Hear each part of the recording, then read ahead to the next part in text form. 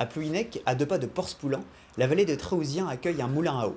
Abandonné au XXe siècle, il était à l'état de ruine lorsque la commune de Plouhinec décide de le sauver. Nous sommes heureux de vous le présenter après une réhabilitation qui aura duré près de 3 ans. Si ce moulin revit aujourd'hui, c'est grâce à la volonté de quelques passionnés qui ont voulu le sortir de l'oubli.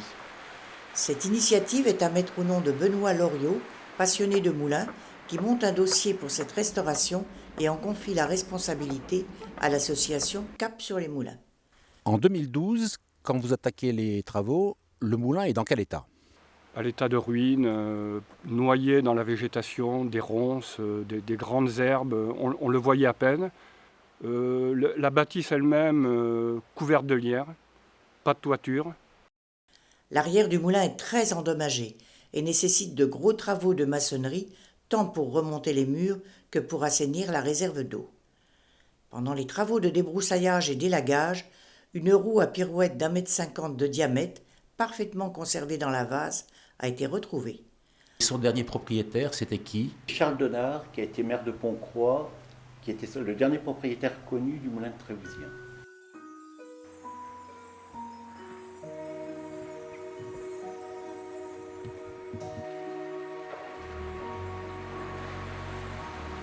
C'est un rare moulin à pirouette qui, à l'heure actuelle, se retrouve en état de fonctionnement. C'est-à-dire, c'est une roue qui est spécifique? C'est une roue qui est horizontale, c'est un moulin à éclusée, c'est-à-dire qui vit avec un bassin de retention d'eau qui est là pour exercer une puissance sur la pirouette de façon à actionner les meubles. Alors ce moulin, il a une particularité, il a une deuxième roue. Quelle est son utilité? La volonté de M. Benoît Loriot, président de l'association Cap sur les Moulins, était de faire un moulin autonome. La deuxième roue servira à mettre un alternateur qui produira 800 watts d'électricité, qui permettra d'actionner des LED. Le moulin sera en finale totalement autonome. Alors la destination finale de ce moulin, c'est quoi?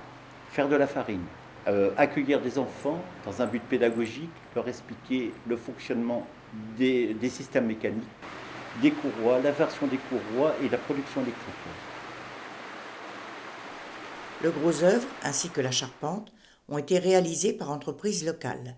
Alors je crois savoir que vous avez d'autres projets derrière, même si le moulin de Tréouzien n'est pas aujourd'hui terminé, mais dans la vallée, il y a encore des choses qui sont très intéressantes à remettre en valeur. Tout à fait, l'acquisition du moulin de Tréouzien s'est faite sur une autre acquisition qui a suivi, sur un moulin à vent, qui s'appelle Moulin à vent de Tréouzien, exactement pareil, qui appartenait lui-même aussi à la famille Denard, sur lequel la commune a fait l'acquisition il y a moins d'1 an. Et le prochain projet qui va suivre, évidemment, sera de faire un moulin à vent qui accompagnera un moulin à eau.